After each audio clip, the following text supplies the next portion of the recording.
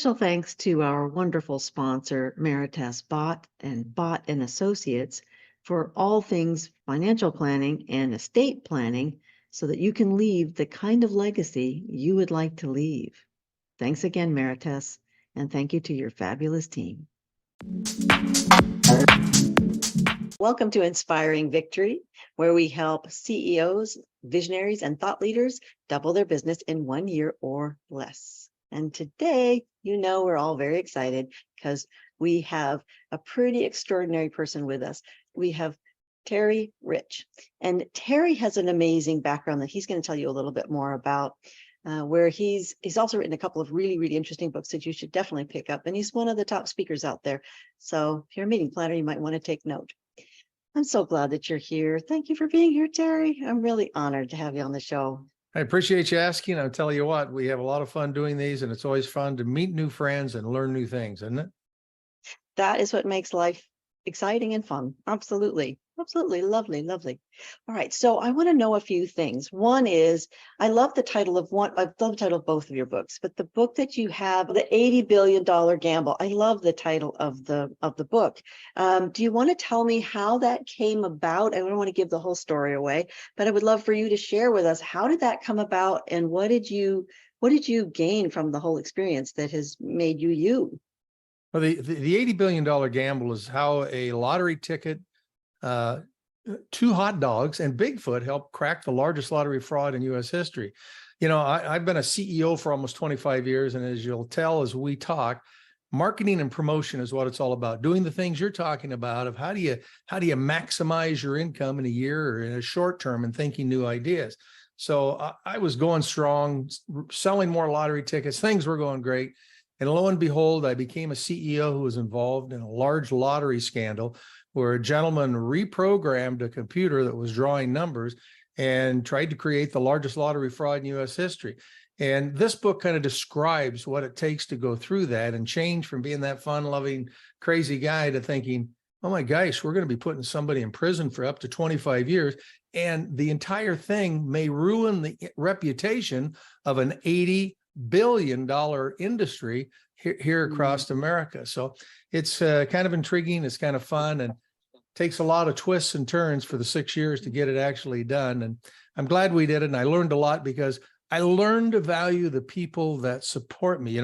Lawyers are often, we call in the creative side, they're the ones that stop all the ideas, as do accountants and internal investigators and people that want all these policies. I wasn't used to all that in my early days, but I learned to appreciate and just say thank you to those folks, because they get no credit. When you find something like that, you also get no credit to say, I stopped this, because everybody's saying you could ruin our business by bringing this out into the public light. But we felt it was the right thing to do. And I think that's the bottom line, learning when and how to do the right thing in business.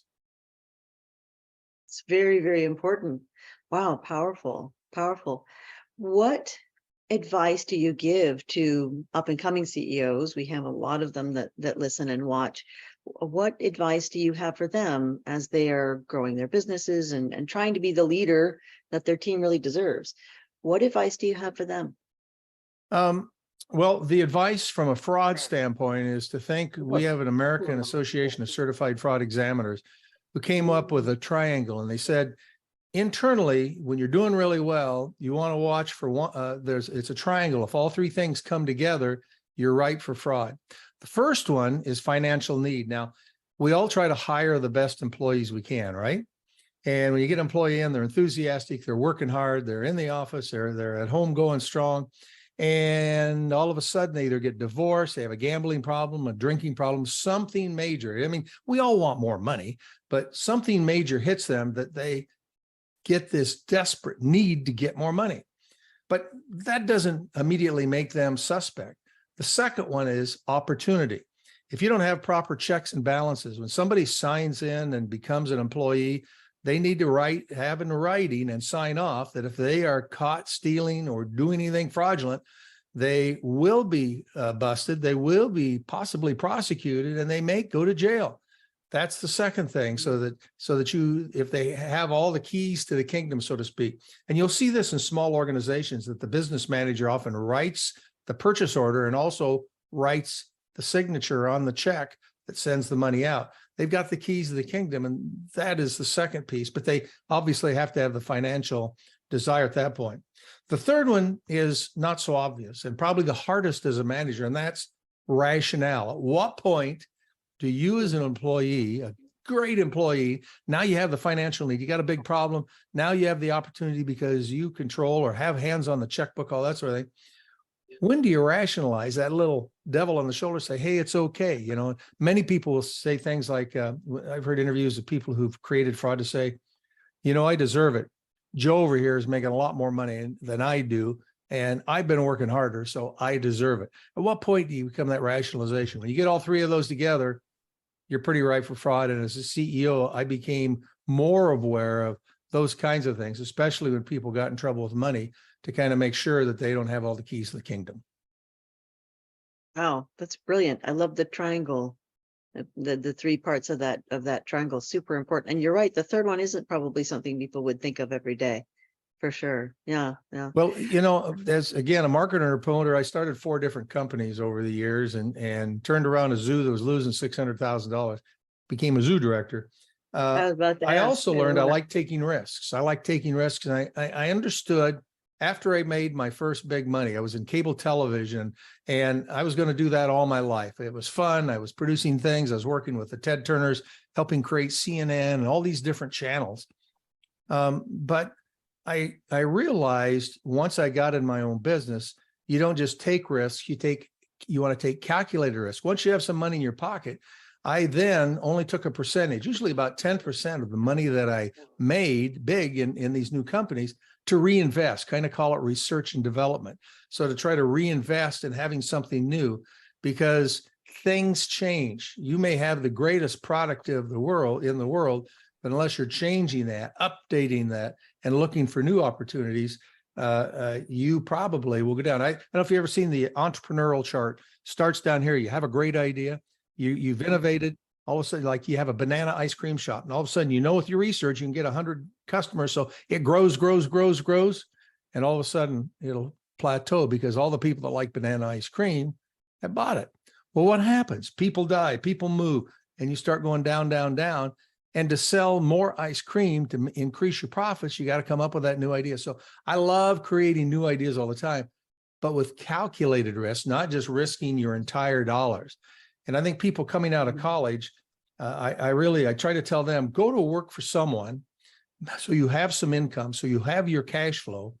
But if you want to start a new company, start it out at night and the weekends until you have enough cash flow to be able to quit. Because if you start right out of the chute, you probably will burn through your cash and not realize you need insurance, you need to pay a lawyer, you need to pay taxes, you need to do all these things to be able to make it to succeed. And I've had a lot of people come back and say, hey, that was great advice, because I felt more secure. I felt more comfortable in testing that calculated risk idea to make sure it's going to work before. So I knew I still had my guaranteed salary over here at the company. I think that's very, very wise, very wise. Then they can, also bankroll, what that is. It works the same in marketing, as you well know. Test something small. If you can't get, you send out 100 or something, email marketing or online marketing or something, even Facebook ads or whatever it is. If you can't, if you send out 100 and you get one, great, it's worth sending out 1,000. But you send 100 and you get 0, yeah, not so much. So it's that testing things small, trying things out, making them work when you are in a way that is financially smart and savvy. I like that. That was lovely. I think it's also good. Remember, we talked a little bit ago about appreciating the other folks.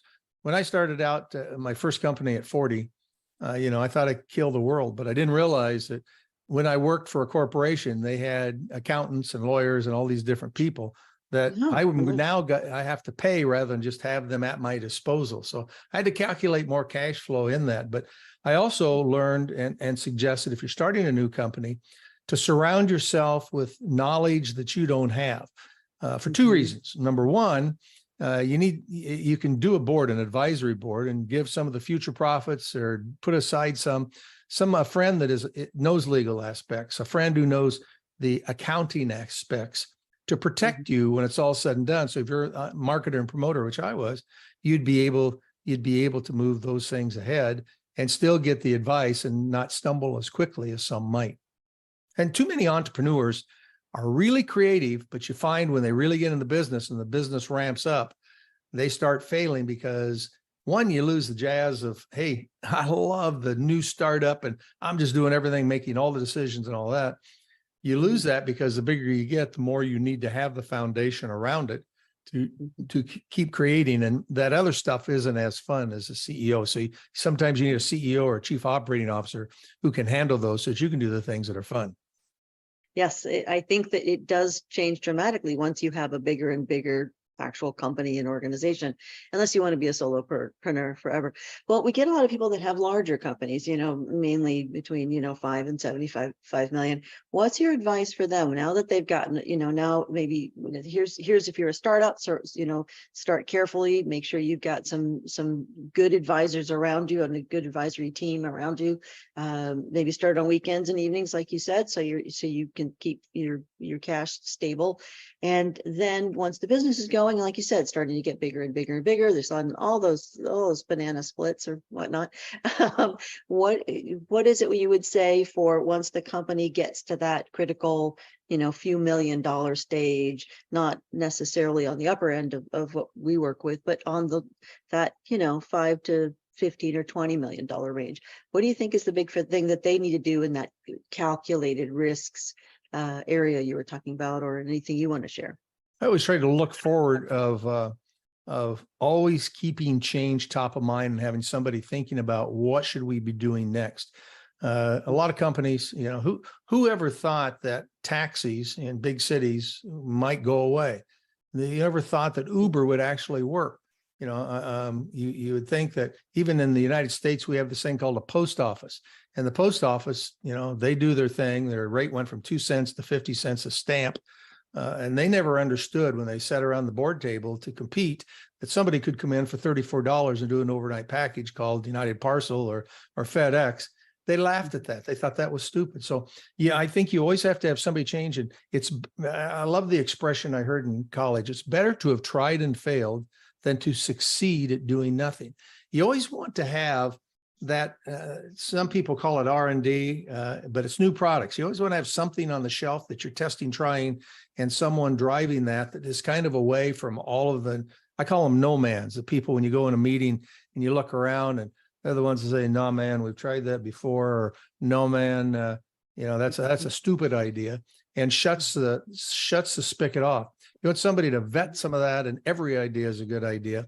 That's not probably in your mainstay of the business. That's in a separate portion of the business that you encourage them to fail and to take it a step further, but obviously not risk all your money in doing that. That's how you keep relevant. That's how you keep going. AI is the hot spot now. If you don't have somebody working on AI in your company, if you're that big a company, you want to be doing that. You want to be looking at that. You want to be always looking at mergers and acquisitions.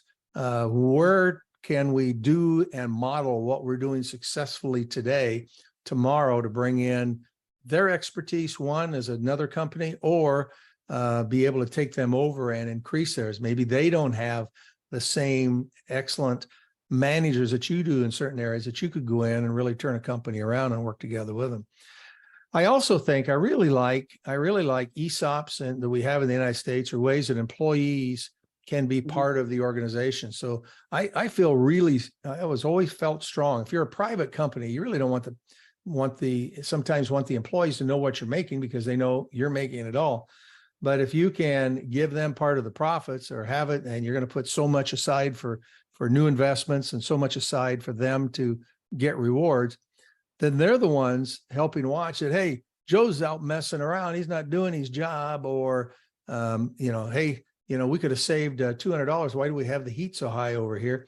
Or a receptionist looks out and says, hey, that chair, people come in and it stinks. People have been sitting in that for 30 years. We need to change that, and want to give input because they know it affects the bottom line and it could affect additional monies that they would make. We started a thing, and it took me till I was almost 50 to come up with a concept called COT. The idea is in a company that people often, with all the no-mans, you have trouble. I mean, we could brainstorm, right? Everybody loves to brainstorm. You get all those ideas together. You dare to dream first, and then you take the second step, daring to act. You don't want to be in a meeting where people can immediately shoot things down. If you're going to be in a creative brainstorm session, every idea is a good idea, and you'll often get one from different people. But people are sometimes afraid. So we started something called COD, and it started because I started in the lottery. It's a government-owned entity. And I'd come in and say, hey, can we do a dog? Can we do a dog ticket? Can we do this? Can we do that? And I just saw the senior management melting down. They came in one day and they said, we can't handle this. And I said, what do you mean? Well, we can't do all these things. I said, whoa, I'm trying to spur ideas here. I just need to get them off my chest. They said, well, it's kind of like if the King Charles would say, oh, poop, and everybody heads to the bathroom, because when you're in charge as a boss, you don't realize employees want to please you. They want to follow you. So we came up with a concept that when we send out an email or we're talking face to face and giving ideas, we would either put, hey, this is action required. I'm the boss. We do need to do this. And that's the one that they could focus on. And that's maybe 1 or 2% of the things we talked about. 30 to 40% is, hey, FYI, for your information. You put that right in the notes section when you send somebody an idea. And that means, hey, you should know about this at some point, because we may talk about this in a future meeting. But the third one, which I loved using more than anything else, is COT, which stands for consider or throw away. And we put rules around that. If you see COT, if I'm talking to you, say, hey, this is a COT idea or a COT idea, know that I don't want to see any reaction. I'm just trying to get an idea out. In fact, if you're busy and that you get this email, you're doing a transition or a changeover or something in your area and you're really busy, just hit delete. You don't even have to read it. But the other key was saying, and if you have ideas and you want to get them to me, do the COT for me. Now, the crazy thing that happened was all of a sudden it released all of the tension that they understood what my priorities were when I said action required versus COT.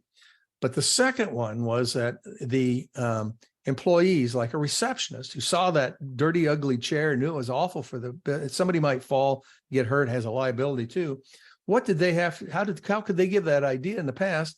They had to go down to the suggestion box, write it up, put it in there, hope they don't get fired, because I don't want to seem stupid if I'm suggesting this.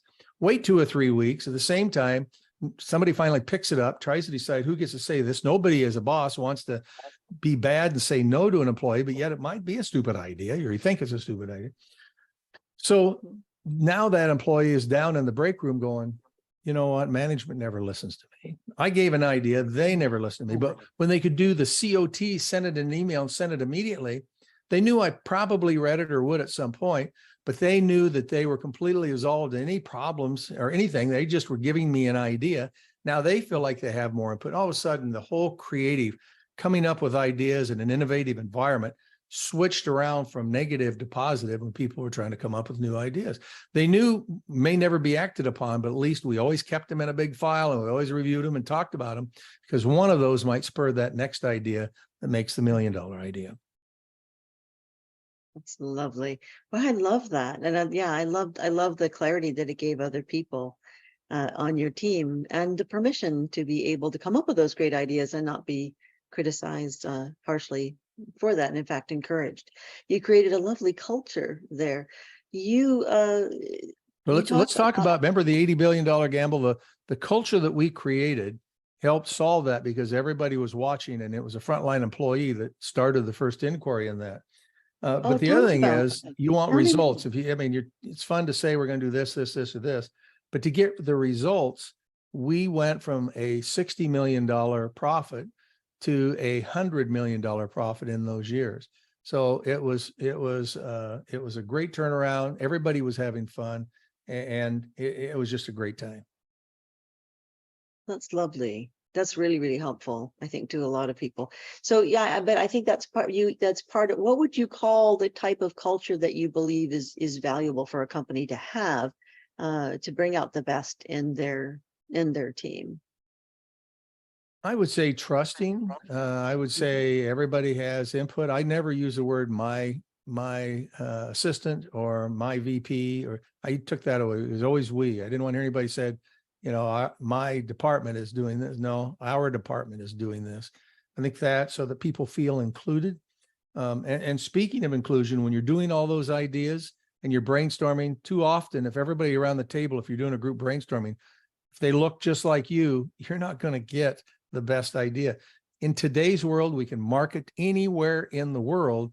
You need to have a very diverse group thinking up the new ideas, because they might open up a new market. A Hispanic employee might open up a market that you'd never thought about because you'd never marketed to that market because you were making success where you're at. So diversity is probably the other key element of trying to figure out an environment where people aren't afraid to speak up, give their opinion, but show results. If somebody comes up with an idea and said, I think we ought to do something to the Hispanic market, here's what it is, here's what the return is, you help them because they get educated of how a business is run, and you show them the profits, especially if it's not just one person that's taking all the profits. You show them the profits, you show them the balance sheet, and say, this is where we're at, and this is where we're hoping to be now. And we're going to show you each month where we're at when the accounting department, and thank you, accounting department, for keeping these numbers accurate. And all of a sudden, people do feel part of the team, and it's back to there's no I in team. Definitely not. Definitely not. That's interesting. That happened to us fairly somewhat recently. We have Leslie Orlazo, which you may or may not have interacted with Leslie, at all. great lady. She's lovely. Yes, she's our chief results officer. She's amazing. Well, she has a background in recruiting, and we have all of these small, medium, and large companies that come to us for doubling their business, etc. Often in 1 year or less, but not always. So, and they kept saying, oh, we can't get people. There's a talent drought. We need people. And because of her recruiting background, and because she's got all these literally, friends and colleagues in the Philippines, she was like, we can do that internally. And I went, what? And all of a sudden we have an entire division run by Leslie. It is her division where she brings in these extraordinary people for social media or executive assistants or whatever small, medium, large companies need.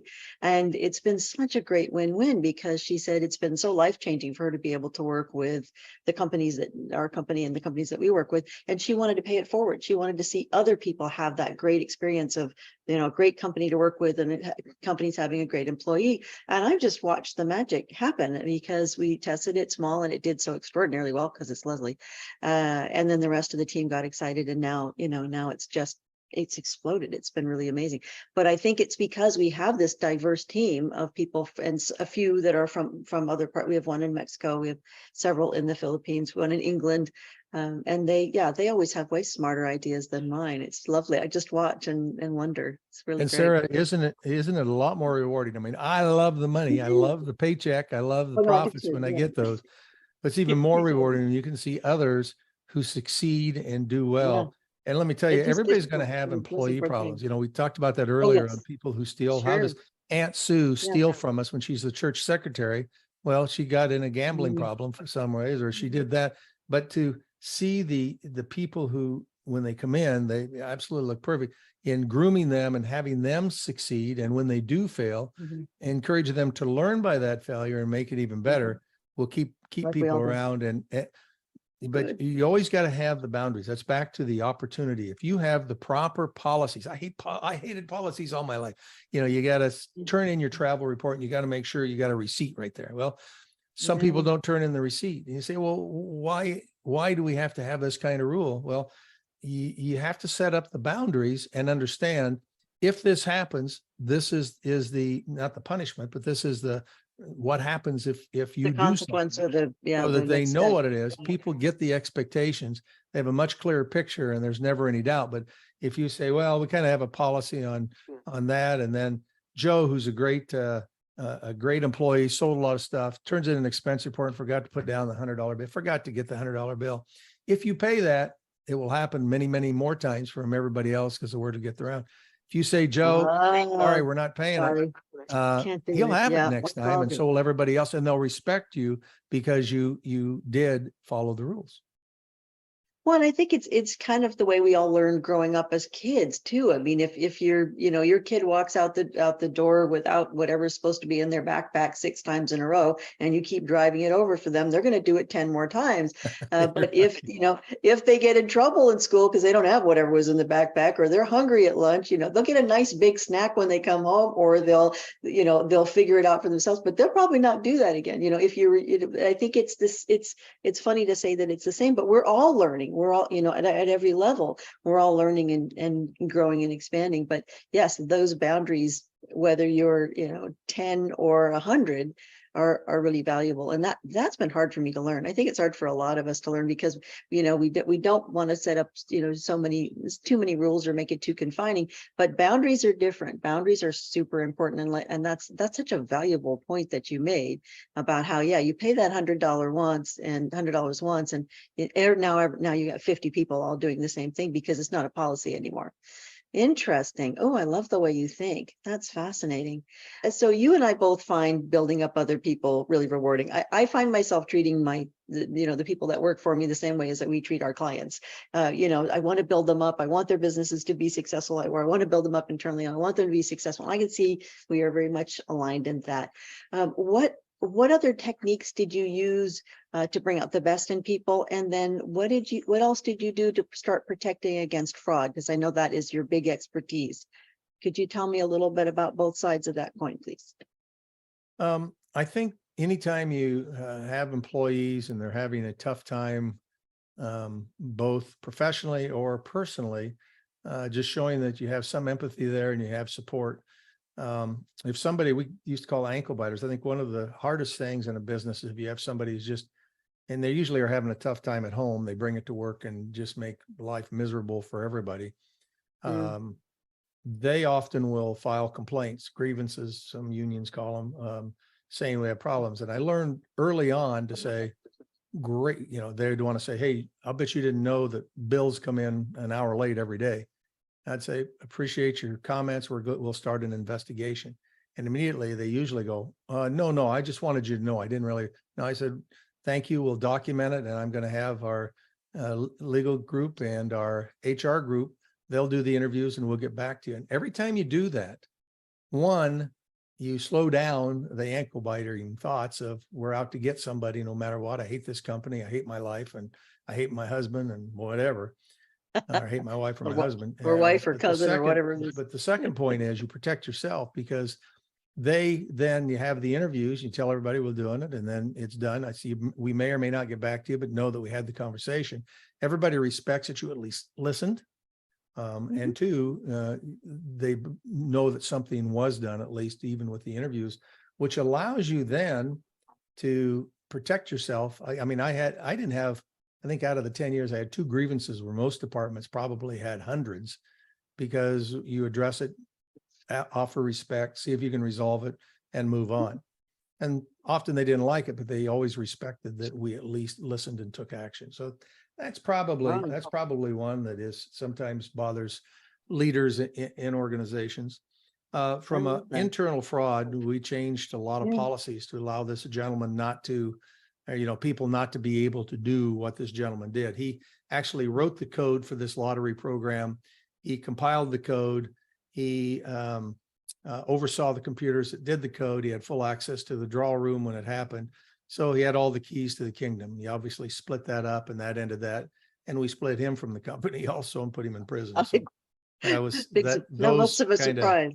Kind of handled that, but we didn't do it without fear and loss of friends, because I had many friends who said, my background's marketing and promotion. So I'd get on TV and say, hey, I don't care what happens. And I tell this to CEOs, there are a few things that you want to do when you have a fraud. Number one, if you can stand by the police or the investigator when they do press conferences, it immediately absolves anybody thinking that you or your company was the one that did it. So, we stood there and said, we are going to the ends of the earth. We want the games fair and honest. We're going to do everything we can to do this and to find out who did it. And so people knew that we were on the good side, not the bad side. Second one is when, in fact, a judge stands up and does a jury and says what happens, guilty, innocent, whatever, from the start of the trial, we would say it's all in the hands of the investigators and the judicial system now. We believe in that process. We'll abide by whatever they say. Even if you don't agree with it and it gets appealed, you're still believing in what the judicial system can have. And I found that a lot of people gave us respect from a fraud standpoint, because we didn't say, all we kept saying was we believe in the judicial system, and all we're trying to do is make the game fair and honest. That's what our players expect. And we gained respect from players And in fact, when this happened, we call it the $80 billion gamble, because that's how much money was being gambled in lottery in the United States at the time. This last year, it went up to over $110 billion. So we actually gained, because I think customers thought, well, they're going after it. They're not just letting people fraud it, and they're watching internally. So I think being open and honest from a company standpoint, but that's my marketing PR. I'll talk to any reporter anytime, because when they ask me a question, I'll switch a subject or pivot the subject to what our goal is and what we're trying to do and why we believe in this company. I think that's a really great secret right there about how do you manage those difficult situations that happen to so many more people than one would think. I've been so surprised. There's the number of CEOs that have said, well, just privately or confidentially, we had to fire this guy 6 months ago because he was harassing people, or because he was, on the fraud side, he was embezzling, or she was embezzling. And you think, oh my gosh, this is not, these are companies that have great HR and have great systems, and It can happens happen to everyone. It can happen to Absolutely. anyone. If it could happen to your organization, it could certainly happen to anyone. How did you And you know first what find else out? is an interesting piece for that to me that's brought up as you talk to them. I think it's over 50% of the people who create fraud are never prosecuted. Usually the company says, the lawyers are going to say, let's just ask them for the resignation. Let's pay them, negotiate whatever severance, and let's get them the heck out of here. Because if we prosecute, we're wrong, they come back and resue us, then we're ruining their reputation, we're ruining ours. And those are good discussions to have, I guess.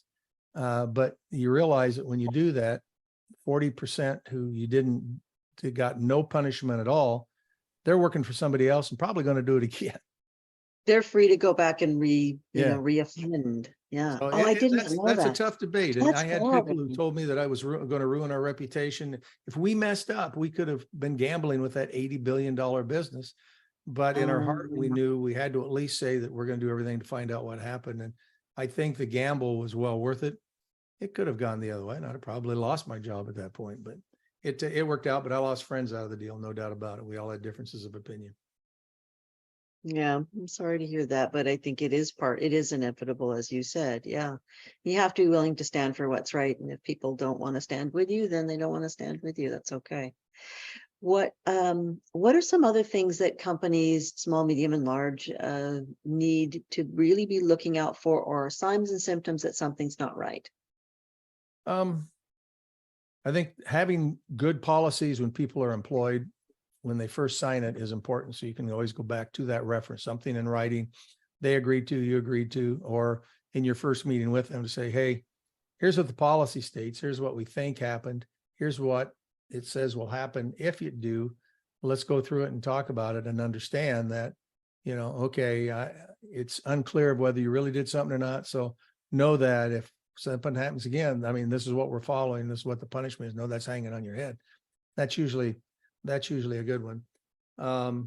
But I think just having a culture, you see something, say something. We've heard that since we had the terrible incident in the United States on 9/11. First person that got the call was a frontline employee, and the guy said, hey, I have the ticket. And no one to that point had the serial number that we knew privately that was on the ticket that would say, yeah, they probably did. When he said he had that, and he just said, I'm going to send you the ticket. You send me the $16.5 million. Ding, ding, ding. We knew something was messed up. So that front end line employee then made the call and said, this doesn't feel right. Can you guys check? And ultimately, that's what led us to a 6-year investigation and putting the guy in prison for up to 25 years. Encouraging that culture to say something, and knowing that it isn't just a deal where you're trying to get somebody else fired, because some people will take advantage of that. And that's why you have an investigation, private investigation, confidential investigation. And the other is just the pride that you show the people if they believe that you are taking care of somebody else and being unfair, because back earlier to the conversation, Joe got a bonus and I didn't, and I do more work than to have those clear, more, what expectations are, the less you'll have of people trying to get back at the company. So I would say those are a couple.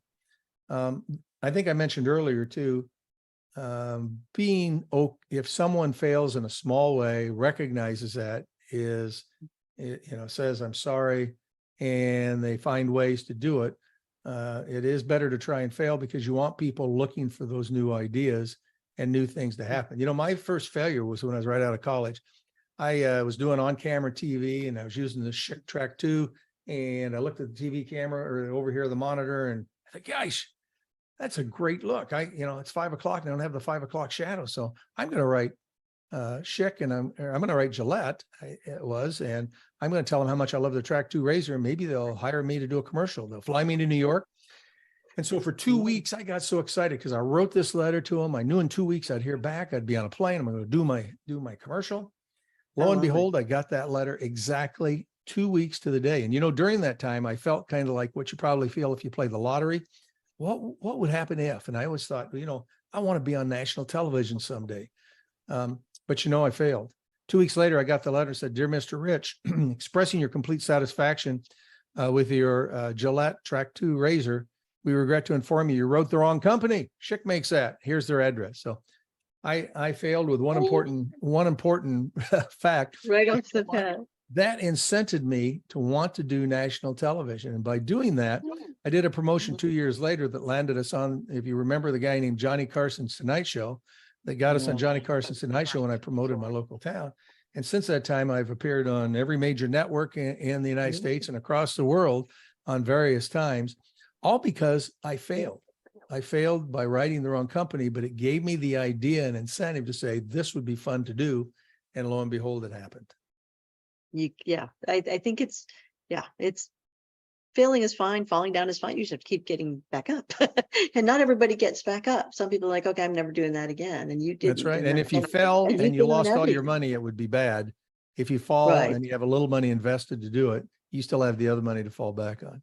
Exactly. And you had the rest of your life to be on. You've been on, I noticed, ABC and CBS and NBC and 2020, and you've been on the Tonight Show. So you've done okay. It's worked pretty well for you. You've done many shows. So happiness, I realized when my dad told me one day, he said, hey, go to work for someone, work hard. When you're 62, you get your Social Security and you'll be happy. And I got into this cable television business. And they were paying me not so much money because it was a brand new startup. This was when cable wasn't cool at all. And they kept paying me these things called stock options. And I had no idea what a stock option was until at age 40, a group came in to do a hostile takeover and we sold the company and I got a nice check.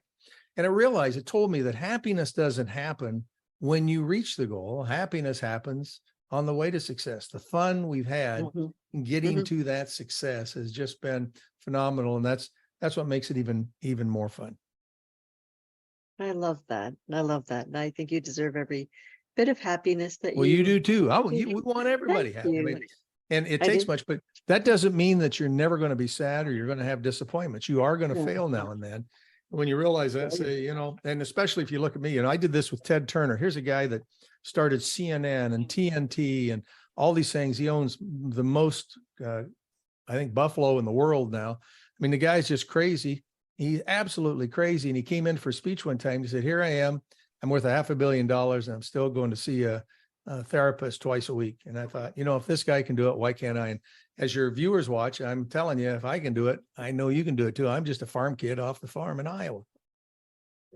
You really grew up on a farm in Iowa. Absolutely. Wow. I showed sheep, 4-H, cattle. I went to college. I was going to be a math major and it got boring. The guy said, you can go over here and talk and make a living. I'm in. That's how I got into cable television. Well, I think it's wonderful. All right. So what's the best advice you've ever received? And then what's the best advice you like to give to up and coming leaders and talent and thought leaders like you? I think one of the best advice was the president of the cable company, Heritage Communications. One time called me and I was doing all the programming contracts. You heard dealing with the CNNs, new MTVs, helping them start, deciding how much we pay them. And he called and said, hey, Rich, he said, I want to tell you one thing. He says, all I care about, do a good deal for our company, but don't screw anybody. Don't take advantage of anybody. I want to sleep at night. That stuck to me, being honest and just being fair. And it really paid back dividends of people. If they said, hey, we're having a little trouble, we got to charge a nickel a customer or whatever, I'd say, okay, let's work something out, because I wanted to make it. And that always paid back because they took care of us down the road. We probably made more. The other that I give that came from advice, right, I think maybe from experience, is when you're a brand new employee and you go to work for anyone, or you go in any organization to volunteer, and the boss says, hey, the janitor didn't show up today and the toilet's overflowing, I need somebody to go clean it up. Be the first to volunteer. You will always, always be recognized as a dedicated employee, no matter what it is. I volunteered for so many things. I had no idea what to do, projects, whatever, that I had no idea what I was doing, but I got in and I learned, and I was recognized for doing something to help that company. And I think that proves in almost everything that you do, volunteer to help with a nonprofit organization. You'll make contacts you didn't realize, but you will also stand out from the crowd by saying, I'm here to help. I believe you are right. I believe you're right. And I think it happens at every level. When people see the president or the CEO or the founder of the company out there building a house for Habitat for Humanity or whatever the chosen charity is, I think they see that level of dedication and commitment. And just going to I lunch, you got your lunch. If you have a lunchroom, just showing up once a month, just go down and just not to get a group of people to say, what do you think? How you doing? Just sit down with someone and say, how's life today? I'm always surprised. I'm in a big CEO breakfast club. How many of these guys who are top insurance CEOs in the world will come in and they'll talk about their life, and they'll say, well, Joe's in Harvard and Susie's in Oxford, but Bill, he's lost soul. Everybody's got a problem either at home or at work. So you realize, we're all the same. You walk away saying, okay, I've got a couple little problems. The other guy told me, he said, has it all. You take all your problems, all of the people around the table, and you put them in the center, you'll always take your own home. Oh, what a lovely thing to say. Yeah, that is absolutely true. Yeah, I think I have people that will come. I've spoken to almost 3,000 groups and 3.5 million participants, as you know. But people will come up and say, oh, I want to be you. And I think, well, did you want my sick dad with Alzheimer's? Do you want, do you really want everything I've got going on? I think we're all starting to see, I don't know if maybe COVID added to that, but we're starting to see that maybe being real people and real humans is a good thing. And I think you're bringing that forward. You brought up a good point. I've not met a CEO and like the lottery. When I drove in every day, I looked up at the building thinking, I'm in charge of this $500 million revenue a year business. And it just scares the crap out of me. So I go in, and when I open the door, first thing I do is exude confidence, because your employees want to see that you believe. And if you believe and you can delegate, and give an authority, take charge, I tell people, if you can delegate, they'll do everything they can to make you successful because they want to. And you'll see things that will happen that you didn't think could happen. Magical, absolutely magical. That is a beautiful story. Thank you for sharing that with me. Thank you for being with me. I always enjoy your company. Thank you for being on. So we are very, very lucky to have you. Thank you for sharing all of your wisdom with everybody else. I think we learn from the mistakes of others because we don't want to make them all ourselves. And you have shared some mistakes and some wins and some of your lovely genius. And it's just lovely to see you. All right. And look out for his two wonderful books, and try to make sure you can see him on stage, because he's, as you can see, a wonder. Thank you so much. Have yourself a great week. And thanks everybody for tuning in again to Inspiring Victory, where we help you double your business, double your impact, and change the world. Thanks for being with us. Share us with a friend. Thank you. Thank you so much for bringing all the genius that you are to the Inspiring Victory tribe. We all really, really appreciate it. And I really need your help as well. We need you to like and share and subscribe and just help us build and grow this amazing community that you are a part of and that we're so lucky to have you as a member of. If you know somebody brilliant, if you know somebody fascinating, if you know somebody inspiring, please share it out with them and help us grow this amazing community so that we can help others the way that you help others every single day. So thank you for being a part of the Inspiring Victory Tribe. And again, all the best to you as you double your business, double your impact, and change the world.